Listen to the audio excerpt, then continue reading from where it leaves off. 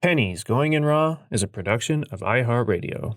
The opinions expressed in the following podcast are for general informational purposes only and are not intended to provide specific advice or recommendations for any individual or on any specific security or investment product. It is only intended to provide education and entertainment about the financial industry and the stock market. Enjoy! On this episode of Pennies Going in Raw, we discuss building your account while also building your savings, more Elon Musk news, and more. You find out life's this game of pennies. Oh, you guys know we only have a 40% runner. Hello? 40% is a fucking killing. We've been compliant for too long. It's time we go to war. I don't have a Roth. Hugh knows so much about the market that his brain doesn't have enough room for grammar. Hey, who told me about IDEX? It's going up a shit ton now. Rob, 4%, baby. No way. 4 fucking percent. You asked the exact same question with 2 words different. It's like, man, I just got dick whipped for like 20%, and now that f***er's up like 50. I bet Warren Buffett never did that. I'm just making this voice memo to call out unusual whales to a fight. The pennies we need are everywhere around us. Pennies. Going in Raw. Featuring Dan, Deity Dips, And Hugh, honey. Produced by Vinny. And Christian. Let's go, baby.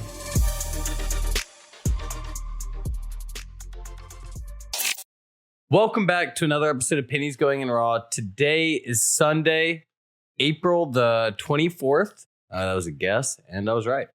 Recording this on Thursday because Hugh's going out of town. But we wanted to start off, right now, Spy's in that funky spot. We saw Netflix. We talked about it on the last podcast about, in the after hours. It was on $275.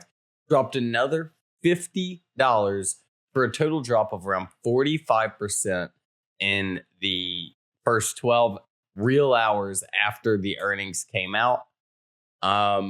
Pretty fucking massive. One thing we didn't exactly talk about with the Netflix, one of the main reasons it dropped that we just forgot to mention was their guidance, which was expecting to lose 2 million subscribers in Q2, which is tenfold from the 200K they lost in Q1. So what do you I feel like totally big thing we just forgot to mention. Do you think the guidance was more than just the 200K they lost? They could have gained 200K if they said we expect to lose 2 million next semester or quarter. Yeah. The biggest thing I think is that it doesn't really matter about the 200K that they lost. I think the real significant part is that this is the first quarter that they haven't really seen growth since the streaming happened, and since the streaming era, like we talked about. Yeah, and then the other thing is that the guidance. So the market price is in for future value. It's almost like you're buying something for the future value of this company. You're not buying it for now. You're buying it for the future pricing. So when we think about that, I think that it's really important to note because with Netflix, one, this is the first quarter that they're not growing, and two, they're expecting a massive drawdown in users. And then on top of that, one thing that I saw was that, they've really moved away from from like trying to please their consumer base. Before it was like, they would get every show, everybody knew that everybody had each other's passwords. It was no big deal. It was like the best, worst kept secret. Did I say that right? It was like the steroid age of baseball. Yeah. Like everyone knew what was going on. And it was totally cool. And that's why everybody loved Netflix, because I could be using it when I was at college in a different state, and my mom be watching another show in a different state at the same time. And it was cool. Everybody understood what was going on, and it was okay. Now it's like they're going to stop password sharing. And it's like it's like these little like knickknacks where like they're raising the prices, and even though it's only like $1 here and there, and like that doesn't really matter, inside the grand scheme of most people, it's one of those things where it's like inside the back of your mind. With it though. Yeah, exactly. If you were like that's the thing is that what was it when Hulu was like, oh, we're gonna add NFL or whatever or NFL, I was like, yeah, fine, fuck it, I'll pay the $5 a month for it. But when it's just like you're just raising prices $1 or $2, and you're not getting anything. No one likes to see inflation just hit them in the face. Yeah. So that's the biggest thing that I think with Netflix is that there's just, and we talked about on the last episode, I really don't know what they do because they really shit the bed, honestly. But the one thing though, I will say if, not that management team is ever listening to this, but, wow, your stock price was at 200. This morning you hit 211. So honestly, it's not like you really have to worry about creating or, not creating shareholder value because you lost it all. There's really like I understand they can go lower, but in reality, you really don't have to worry too much about keeping your stock price high because it's gotten destroyed. And the last thing that I want to touch on about this is that, one thing about Netflix is that if you've been there for over a few years, then you get obviously options in the company, and sometimes that can be a large amount of a large part of your compensation. Dude, now, they should grandfather in prices. Yes. Whenever you said the tiers, I was like, damn, imagine if they were like, if you've been a member for 2 years, you get a discount, for not canceling your subscription. Yeah. Make so people that's think twice. yeah, that's true. That is a good idea, actually. But so with that being said, though, all these employees that have been loyal to the company have been there for that long.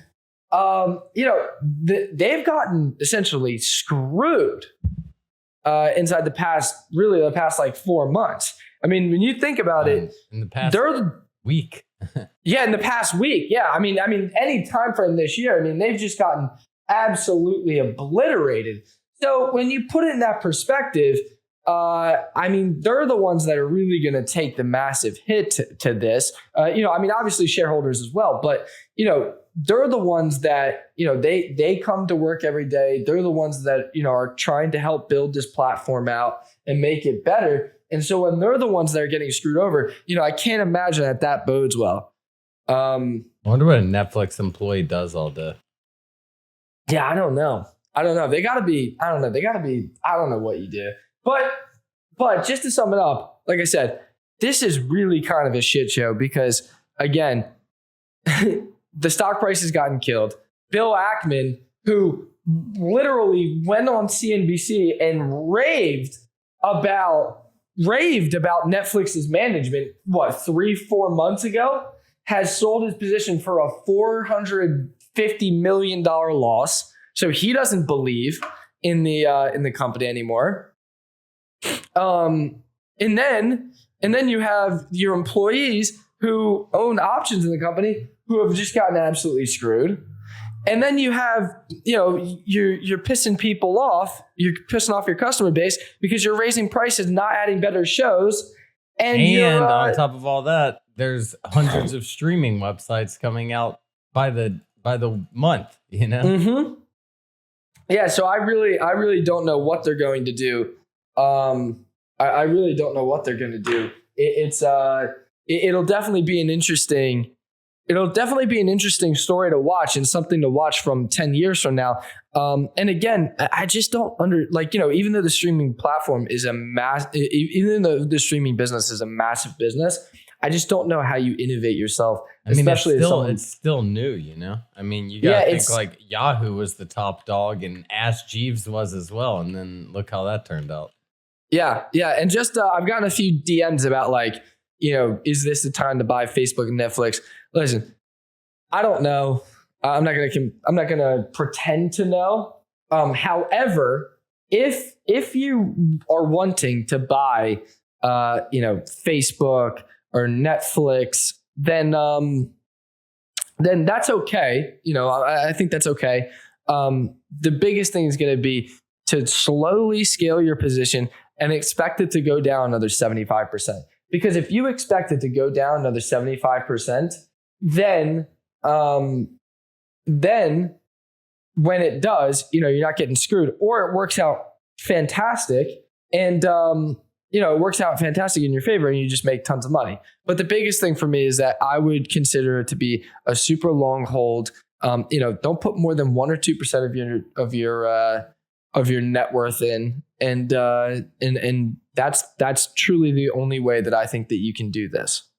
Yeah, no, I think like for the Amazon one, I'm definitely more for that than Netflix. I tried to scale into Netflix like on the dip, and I was like, nah, next morning I was like, this is not looking like it's going anywhere good. So I got out of that before that got bad.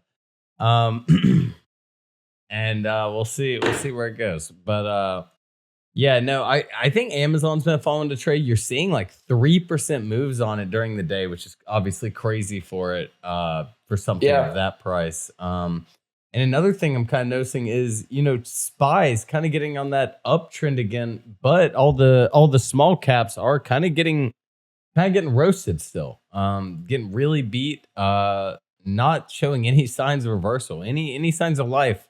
It just seems like it's a weak little pop. And by weak, I mean 7 days, not strong. Yeah, no, it definitely is. And small caps are getting obliterated. However, I will say that we are still getting a few good runners every day, which has been really fun to see.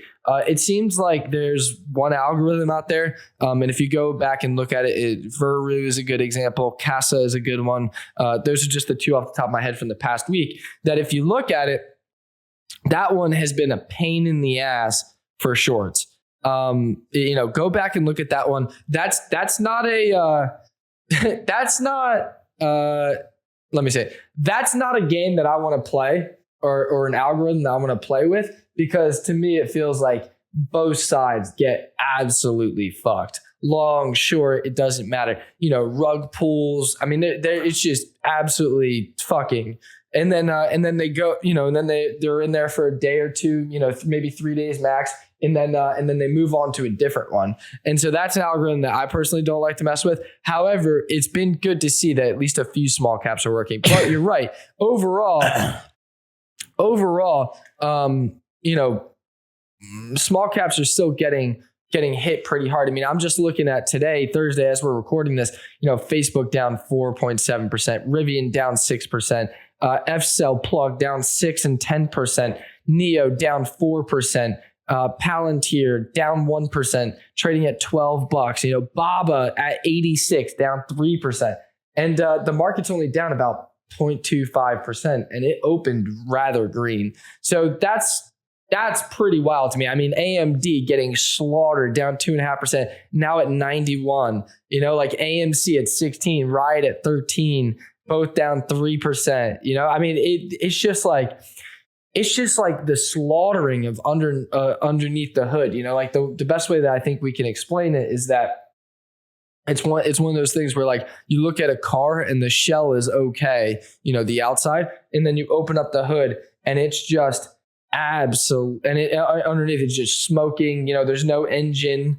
Like that's one of those things where I think that's the best way to describe the market right now. It's just everything underneath like your Apple, Tesla, Amazon is just getting absolutely killed. Like I said, today, everything's down 3-4%. That's on my watch list. Roblox down 4%, Moderna, down 2%, Roku down 6.5%. Like this is it's just carnage. Like we don't see that. You don't see that in the market typically when you look at overall trends.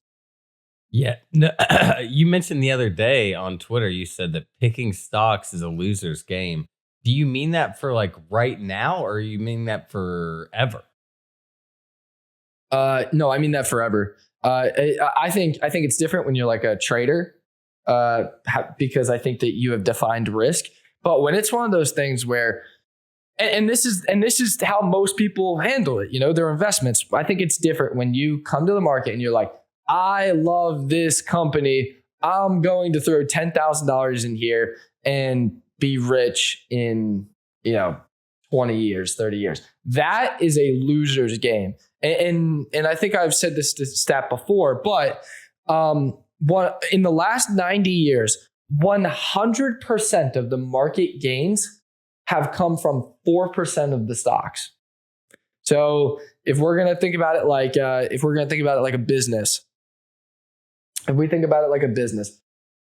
could say that 100% of the 100% of the revenue inside the past 90 years have come from 4 of 100 products. That's like another way to put that. Like, that's wild.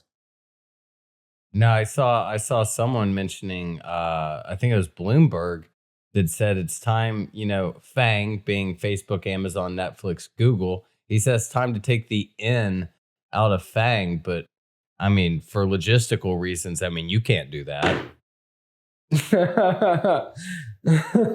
Yeah.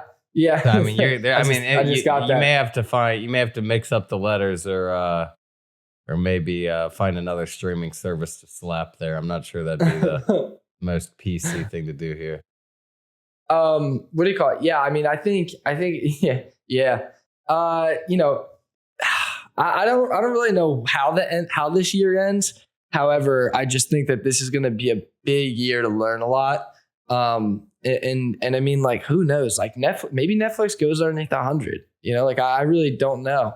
I really don't know. And maybe this is one of those things where, like, do you think the stock price can kind of signify I feel like this is obvious. Like, does it signify the direction of the company? If it goes to under 100, do you see that being like the death of Netflix? Yes, definitely. I totally think that it's comparable to I think it's totally comparable to Yahoo at the .com bubble, or Yahoo at the .com bubble, or Blockbuster. I think that Netflix will become the new Blockbuster because again, unless they find a way to innovate and bring in new customers, I don't see a way that they, one, differentiate themselves from other companies, from other streaming platforms, and two, they're clearly losing customer loyalty.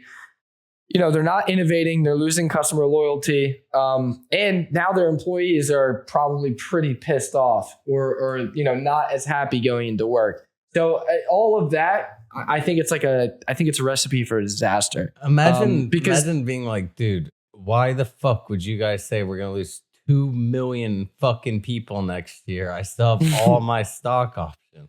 Like, I would have been better if I just retired 2 years earlier. Yeah, it's literally they've probably lost. I mean, collectively, employees have probably lost millions. Honestly, I wouldn't even be shocked if it was tens of millions. And you don't even have to include the C-suite. I just mean everybody underneath. You include the C-suite, it's definitely tens of millions. But even if you don't include them, I mean, millions of dollars just gone. So all of that, I in my opinion, is a recipe for a disaster. Just because the next thing that you do, and we're already kind of seeing this, the next thing that you have to do is make bigger bets. So this is either raising prices dramatically, or you're taking bigger bets with maybe you go after bigger shows, but you over leverage. And the money, what you're paying. The amount they have to pay is insane. I think I saw something a few years ago. This is before coronavirus. It was like how much they had to pay versus how much they made. Like, it was crazy. Yeah, exactly. And so that's one of the, yes, exactly. So then it's like, okay, so then you make bigger bets. Well, if you make a bigger bet and that bigger bet doesn't work out, then you're now inside a stickier situation. So for me personally, I think that, and again, though, the bigger bets could pay off and they could be fine. But me personally, I think it's a recipe for almost a disaster. I mean, that's what it reminds me of. Two things. One, who do you think has the most to gain out of Netflix's kind of downfall? Do you think it's another streaming service, or do you think it may be someone like a Facebook or Google that could buy them? I mean, do you think there's a potential that, like, Netflix has to say, hey, this isn't working out. We're going to have to, and Facebook's like, dude, we need a streaming service. I mean, you saw them do it with gaming. Ultimately, I do think they probably get, that they probably do get bought out. Probably because they might not just have another option. And the other thing is that I think is really interesting from this perspective is that, like, think about someone like Amazon Prime. Okay. Amazon Prime, like, nobody really says like, oh, I love Amazon Prime streaming platform. Like I've never heard that. Just like, I mean, how else are you going to watch How I Met Your Mother, Yeah. And so you've never really heard anyone say something like that, but they've always kind of been like a contender. And so it kind of feels like they've been playing the slow game, just kind of waiting for that next opportunity. Same way that Amazon has pretty much done everything. Same thing that when they got into the grocery game.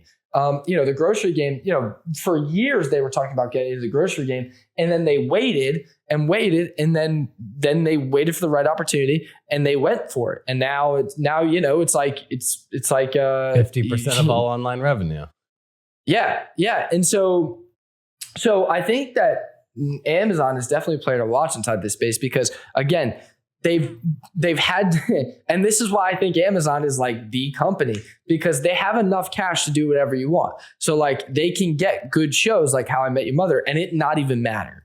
Like it doesn't, like the money doesn't matter. And then they can kind of just chill and sit and wait for the right opportunity. It's kind of like I hear some traders. Oh wait, hang on a second.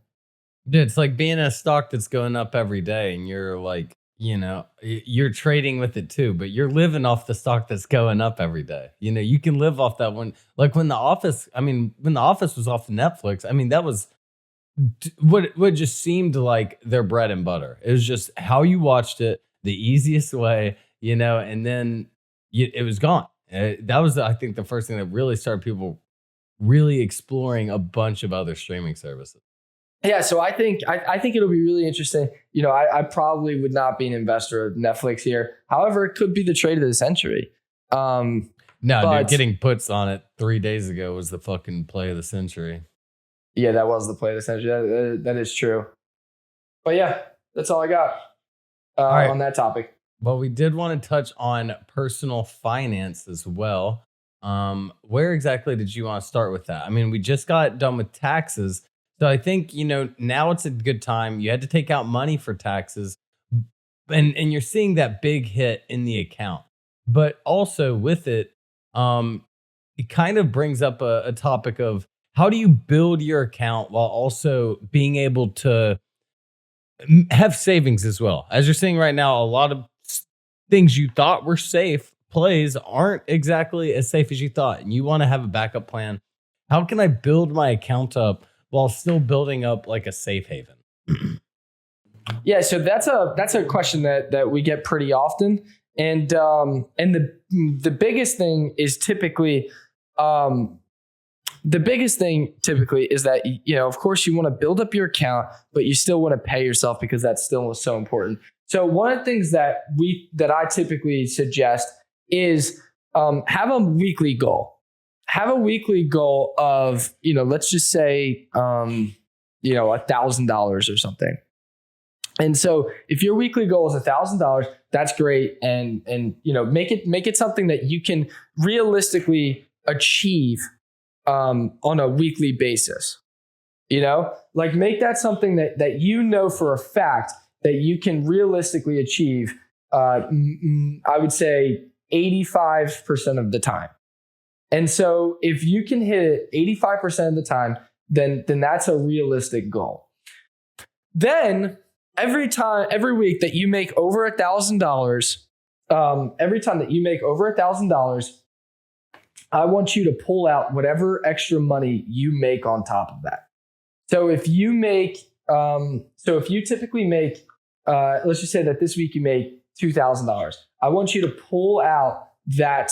That extra $1,000 and pay yourself. And that's going to be the way that you're going to build those profits and still remain consistent, but still be able to pay yourself. Now, obviously, when you start to have like where it's like every week you're paying yourself another $600, $700, $800, then that's when you can move up your daily or like your weekly P&L goal to like $1,500, and then everything over that, pay yourself. Because the one thing I know for myself, like I don't like when my bank account has too much money in it, or you know what I mean, like not too much money, but no one's ever said that. I hate when my bank account just has too much fucking money. I'm not saying too much money. I'm just saying like more money than like I know that I need in there. If I have the typical rule of thumb is like 6 to 12 months of monthly expenses. But if I have, let's just say that 6 to 12 months of monthly expenses is, let's just say, I don't know, to $10,000. I don't know, $10,000. And I have like $25,000 in my bank account. Like I hate that. That bothers me. So that's when once you build up, like, let's say 12 to 15 months, especially as traders, because we're so variable, once you build up that 12 to 15 months of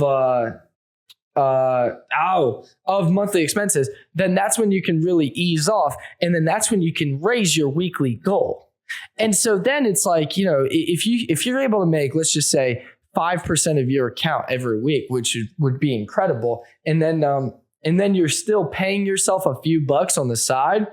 Then that one, from a psychological standpoint, is going to give you a really good opportunity to mentally relax, because every time that you're having a bad day, you can go back to your bank account and say, okay, I'm having a real, like I have 12 to 15 months of expenses in here. I'm going to be okay. But then on the same token, you're still able to build up that account. And so that's the way that I typically would handle it, and again, make your goal something where it's like, you're not necessarily like you can have a good week, not a great week, but a good week, and be totally okay, and hit that goal. You know what I mean? Oh yeah. Does that make sense? I think having the reasonable goal, and then are you always recommending taking it out after you hit your week goal, or do you think there's those weeks where, yeah, I mean, because with having a proper amount in your account, comes a lot of things. You have to change your goal, et cetera, et cetera. How do you find that number to know, like, what's the right amount? And then what do you do while we're talking about finance?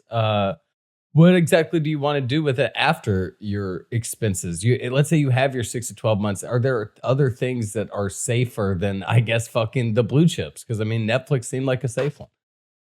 Yeah. So one thing that I know that Wolf of Weed Street likes to do a lot is that he takes all of his profits from his side.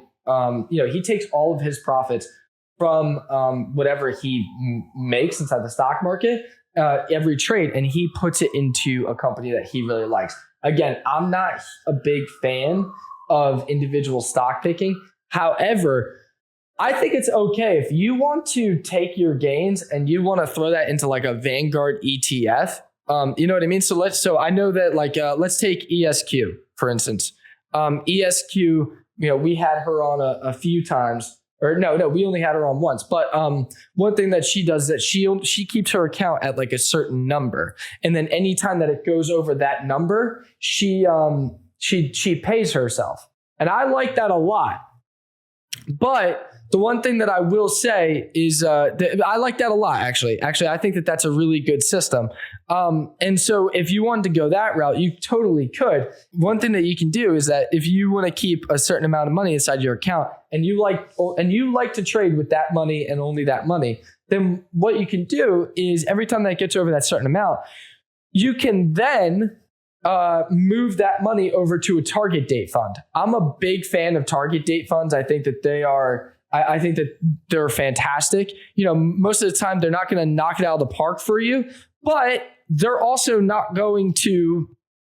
They're also not going overnight.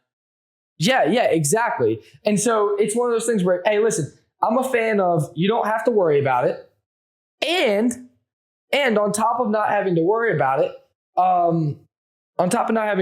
it, it's nice, consistent gains no matter what. And you can cost average in. So like VTI or like there's a few others, and it depends on when you want to retire or when you think you'll want the money. But that's a really nice way too. And that's actually something that I just paid taxes. So the next thing on my radar is going to be to kind of budgeting, like a monthly thing so that I can start moving money into other places that isn't necessarily just like high speculative stock market. Yeah, it's definitely one of the times where I think it becomes more of an obvious occurrence of people realizing, hey, I need something that's not just stocks, even the ones that seem safe. I think it's just a big realization that we saw this week that, it can happen to any of them. Do you think there kind of can be something similar to happen to Facebook with their users kind of starting to dwindle down now? Yes, I think that Facebook and Netflix are inside the same boat. Now, I will say this, though, and this is something that I want to touch on earlier a little bit, was that I would not be shocked if similar to what we just talked about with how the shell of the company looks really good, but then you open up the hood and it's crappy, talking about, the market. One thing that I think it will be interesting to see is that it's kind of feels like they're taking all these different tech companies to like the back of the woodshed, Yeah. And so we talked about how, the market's really being held up by like just a few names. Well, what exactly happens if those next earnings quarter comes and like Apple's the one that is taken back to the back of the woodshed, or Amazon, like it could be one of those things where like this year is just one of those times where like every single quarter we're just going to take somebody to the back and it's just going to be slow carnage. Like I would not be shocked if in December we're coming back to this moment and speaking on that. I wouldn't be shocked at all. All right. Well, one last thing you wanted to touch on, I guess, while we're talking about Facebook and some social medias, is one more Twitter and Elon Musk situation. I feel like this is like a Ben Simmons Nets thing where it's very fluid. Every week we got some new stuff to talk about with it. What do you think? Or what did you want to talk about with Elon Musk and Twitter? Yeah. So Elon Musk basically is saying that he has the backing for the 46 million. I think, and one of the things I saw on Twitter was like, oh, like he doesn't have the backing, he doesn't have the backing. In my opinion, I think he 100% has the backing. And I think that if Elon Musk wanted to, he could probably get $1 trillion backing. And I totally mean that. Not only because he wants Twitter, like his vision, but it's because it's Elon Musk. Like, and it doesn't necessarily mean like, okay, like Twitter's going to make whoever backs him super rich. However, let's just say that you get a backing for this. But yeah, so he'll probably come back to them, whoever backs him, for when they go for SpaceX, and just building that relationship. Like that relationship alone probably means more than whatever amount of money that they have to put up, because again, we're talking billions of dollars. So this isn't, it's not like you and I are putting up like our 200 grand, like this is like billions and billions of company, of dollars from companies who have this money, and so most of these guys have probably tried to get in the door with Elon, multiple times and have never had a chance to get in the door. This is their way to get into the door. So, and also it's Elon Musk. So if he truly cares about this, and again, same thing. Elon Musk is the man. He's always got something up his sleeve. Like Twitter could totally be like the next massive Tesla play, if he gets behind it. So in my opinion, I think that he probably definitely has the backing, and I would not be betting against Elon at this moment. It seems like he really wants Twitter. He really wants Twitter, which is wild to me. I really don't understand it. Dude, he fucking loves Twitter, dude. I bet he could post fucking anime titties on there and it'd be fine.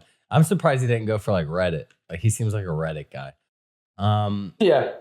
All right. Well, last thing, just a little interesting tidbit. My mom called me, and I can't remember. This is actually isn't even from like my grandmother's accounts because she just passed away, and she's having to deal with like all of those investing ones. But she had this like Charles Schwab one from 2000s, like during the .com bubble, and it finally reached like 90 grand again after forever. But they don't know how to find the cost basis for like so many of the stocks that delisted and stuff. I don't know what the issue is, but they asked for like, do you have any idea of what the cost basis for some of these would be? And she's like, no, this is fucking 23 years ago. Dude, that's crazy. So That's crazy. That's wild. You got to keep me updated with what they're going to do on that. yeah, I'll keep everyone posted on how my mom deals with fucking quarter-century old stocks. So I'll let everyone know, and I hope everyone had a great weekend and has a tremendous week. Peace, boys and girls. Pennies Going in Raw is a production of iHeartRadio. For more podcasts from iHeartRadio, visit the iHeartRadio app, Apple Podcasts, or wherever you get your podcasts. You see here, kid? You gotta just go for it. Don't think about what comes after or what came before. You just gotta bend your knees, take a deep breath, and jump.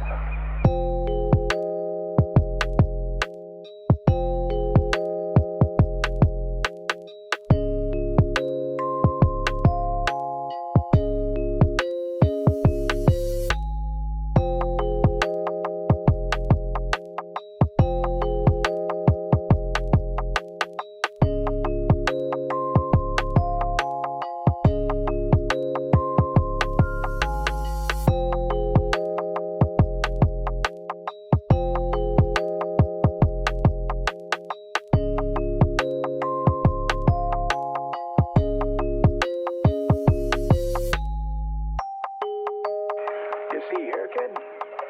You gotta just go for it. Don't think about what comes after or what came before. You just gotta bend your knees, take a deep breath, and jump. And you might think, what if I fall? Well, what if you don't? What if you fly?